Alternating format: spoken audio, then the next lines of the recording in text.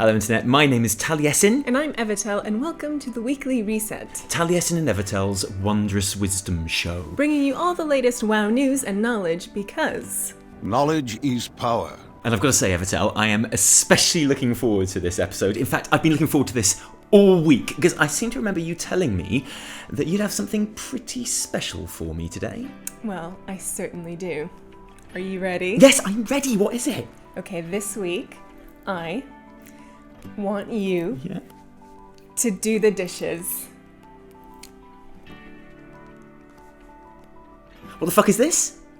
This is what I've been waiting all week for. What? It's very important to the advancement of the story that you do the dishes. But I do the dishes all the time anyway. I do them like every other day, nearly. I did the dishes before I even came to get this quest just now, and it wasn't fun the first time. Look, it's very important to the story. I can't help thinking that you're not really putting much thought into these epic quest lines of yours, you know? It's all stuff that I do anyway. Last week, my quest was to take the rubbish out, and today it's to do the dishes. What's it going to be next week? Make a YouTube video? No. Evitel! How long is this epic quest chain going to go on? Only 8 weeks. Week 6 is a really good one. You have to do your tax return. I thought it was great. You are rubbish at quests. Just be thankful I didn't listen to Khadgar. He wanted you to do the vacuuming like 20,000 times last week, and I made him change it to just once. Yeah, well, thanks for that. I'm going to go and do the washing up. Let's get on with the news. There is much to be done. Our main story today is the latest developer Q&A session with Ian Hassakostas and Law, and I want to preface this whole report by saying one thing straight up. I love these Q&A panels. Whatever else you can say about Blizzard and the World of Warcraft team, and I'm sure you can say plenty, one thing they have definitely taken on board this expansion is the idea that they need to be more visible. It feels like we have one of these Q&As every other week now with various different arms of the development team, but there's no doubt that it's when head honcho Watcher makes an appearance that people really sit up and take notice. I think Ian is great in these too. He's candid about the team's thought process, about things they think are working or not. He treats each question seriously. Vol'jin's dead. What's there to update? I don't know. Sorry. Can we get a Vol'jin status update? Still dead. Okay, he treats almost every question seriously, and I just like listening to him talk about WoW because he knows a fuck ton about WoW and he obviously really likes WoW. And there was plenty to address in this session too, but fuck that noise because there's only one thing that I want to know right now. Apart from, you know, what the fuck are you doing to discipline priests? Seriously, what the fuck? What the fuck? And that's, does Ian hate Law? Because every time Law speaks, Ian winces like you do every time your dad talks about sex or rap music. Sorry. Now, obviously, I don't actually think that Watcher hates Law. For a start, how could anyone hate someone who looks like the loving union of Bungle from Rainbow and the Lizard Woman from Rango? How can you not love that? Ian might be a little bit aloof, but he's not heartless. Can we get a Vol'jin status update? Still dead. Oh my god, he is totally heartless. But whatever, they need Law in these panels. He's a vital part of the double act. If Eon is the serious, thoughtful one doing his piece to camera, then Law is the little kid who came into the wrong room and starts doing an embarrassing shit dance. In fact, fuck it, Law is both of those kids. And the rest of the WoW community management team is the mum, desperately trying to minimise the damage long after it's far too late. But here are the main takeaways from the Q&A. You will not need Exalted Reputation with Armies of the Legion Fall to get your class mounts. The quest chain will automatically unlock at the end of the Legion Fall campaign in week 11. Good news for people who have alt armies they don't want to grind through the Broken Shore for literally the rest of their lives. Maybe slight disappointment to those, and these people do exist because I know them, who have worked day and night to already have Exalted Reputation, because it turns out the only real reason you did that now is for a tabard. But tabards are good, and in fairness, this is an especially good tabard.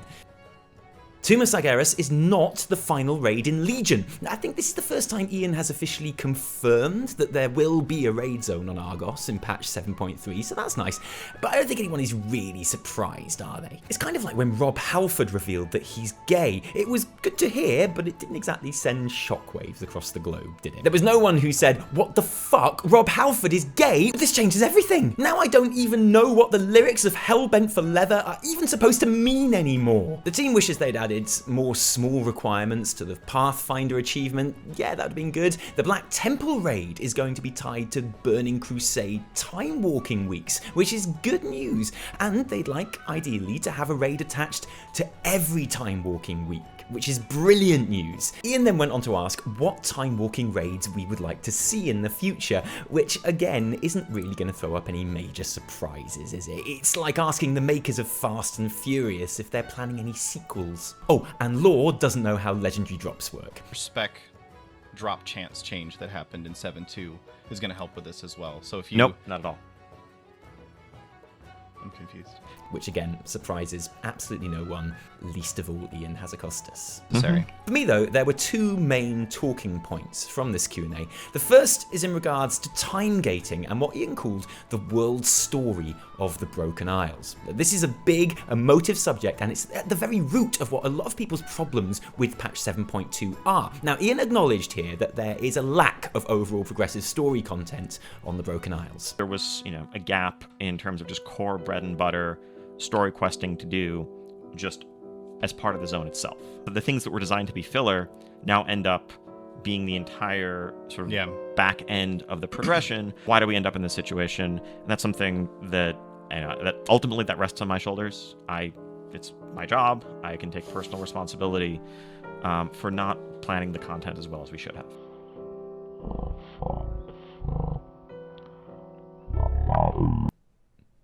I have nothing against time gating content if it's done well. And you can look at the weekly Suramar campaign as an example of time gating done well, because every week you had new, unique quests to do that felt like you were advancing the narrative, that felt like you were earning your right to step into the Nighthold at the end of it. And the quests were meaningful and often imaginative and fun, like when you had to disguise yourself as a guard and finally got to be the one saying, Who goes there? to reveal spies around the siege camp. The problem with the Broken Shore is that we don't have that. But even worse, we have something that kind of pretends to be that. The Legion 4 campaign achievements that unlock every week should be like they were in Suramar, unique quests that unlock and advance the story, because that feels like progress. A feeling which is completely lost when those quests ask you to farm nether shards or farm centenax or, oh fuck, you're just gonna make us send out a ton of follower missions, aren't you? And it's annoying because it's only a little thing, because as the Nighthold campaign, which got this so right, proved, it really doesn't take much to give us that feeling of progression. But it takes something. Because at the moment, from a character perspective, I have no idea why we haven't just walked into the Tomb of Sagaris, because, and I don't know if you've noticed this at all, Khadgar, but that door is fucking open. I got that feeling of preparation in the Nighthold campaign, I don't in the Legion 4 campaign, and that, for me at least, is the main problem here. You may well disagree, and that's okay too. There was one other thing from the Q&A that I wanted to address too, but we'll come back to that in a moment. Evitel. You have until next reset to kill World Boss Sharthos for a Shadow Relic and a piece of your Fury Warrior hidden artifact appearance. Is anyone still killing World Bosses? Fury Warriors, I guess.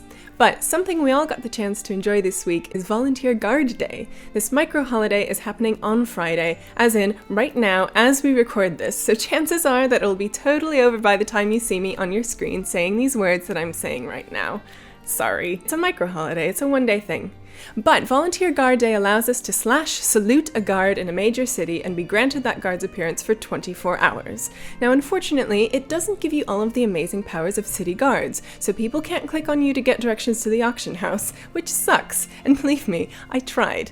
But if you can get over that disappointment, then you can take up arms and join other player guards in the center of town to tackle NPC city attackers and be awarded the various ranks of city defender. And it's just as well you volunteered too, because the actual city guards do nothing. Literally nothing to help you repel the enemy forces from the city. And we're talking endless waves of mobs here, and for some reason it's our job as essentially unpaid interns to fight them, while the guards, the ones who get paid, the ones whose actual job is to fight these guys, just stand there giving people directions to the auction house. It sucks. I wanted to give people directions to the auction house. It's why I even did this stupid holiday. Oh, and all the city attackers appear to be dressed in Tier 2 armor, which makes perfect sense, since that's the last time World PvP was a thing. And so, sharding, great for expansion launch days, bad for group RP. Ian was asked about the lag and disconnect issues that a lot of players have been experiencing around the Broken Isles recently due to sharding and realm hopping, and he revealed, later clarified in a blue post, that to fix this the devs were essentially going to break add-ons that facilitate automatic group forming for world quests, as they say this is causing a lot of the latency problems, even for players that don't have those add-ons installed. Now this sounds like a pretty obvious solution. No one wants connection problems, and if third-party add-ons are causing connection problems for everyone, then it makes sense to block them. I think it's safe to say that's something we can all agree on, especially on the forums, which were full of praise for Ian's simple, direct approach to solving something that was, it was a shit show. Obviously. Ian, do you really think your customers are dumb? You're ridiculous. I don't want to sound overly dramatic, but this is basically the end of Legion for me. World quests were absolutely horrible. I don't know how to do them now. Every day is getting worse. Thanks for killing fun. First off, I just want to say, thank you, forums. It's been a tough week, a really hard week for us here, and I needed some cheering up, and you guys, you never let me down. So genuinely, thank you.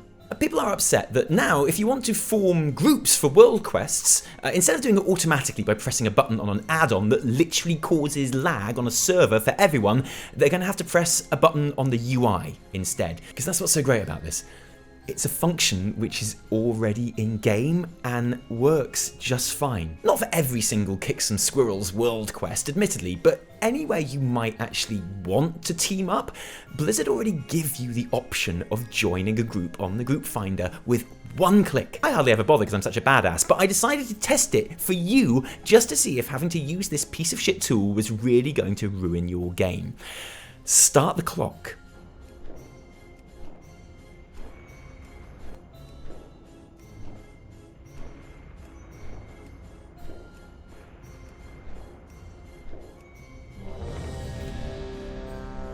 "10 seconds.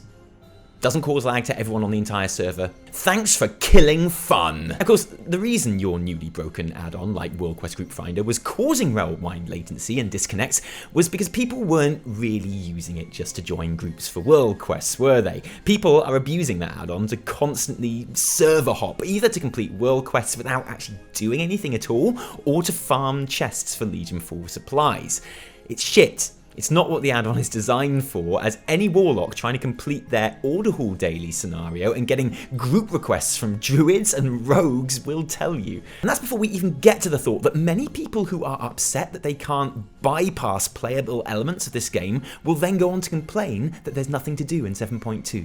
But I really don't have time for that shit. Evitel, quickly, do another story before this gets out of hand. There is no mount news this week, but instead we have cute plushie news, which is even better. Because this week Blizzard sent us a brand new Traveler Pepe, which as you can see is exactly 10,000 times cuter than the Riddler's Mindworm. Look, you can move his little goggles so that they can be on his forehead or on his little eyes, and I don't know which I love more, but I do know that this is like the greatest thing to ever happen to us. We've been making videos for a year now, and Blizzard has sent us a Traveler Pepe, so basically it's all been worth it. Thank you, Blizz. Nether shard farming still sucks. Oh, and you might think this isn't really news and that no one cares, but when we tweeted this picture, it instantly became our most liked and shared tweet ever. Even more than Taliesin tweeting about discipline priest changes, and I know that's hard to believe, but it's true, I promise. People care about Pepe. People care about his little goggles. You're just gonna have to live with that.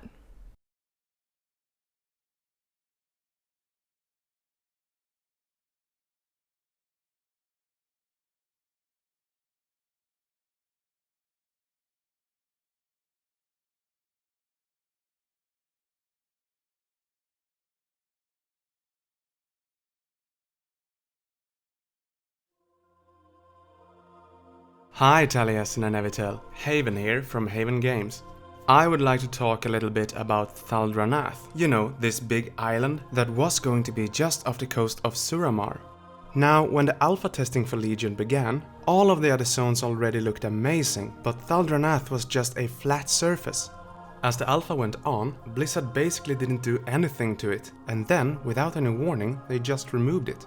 Now, since we had just had Farallon scrapped in Warlords of Draenor, the players got worried that Blizzard would take another island from us again. So in June, Eon was asked if they were still going to do Thaldranath, and he answered like, So we are not. but then he promised us that this was not a question of cut content, but they actually had gotten a better idea that he wanted to go for instead, and when we got to see what it was, we would agree that it is much cooler. And many of us, myself included, really doubted he was telling the truth, especially since he had this face when he said it.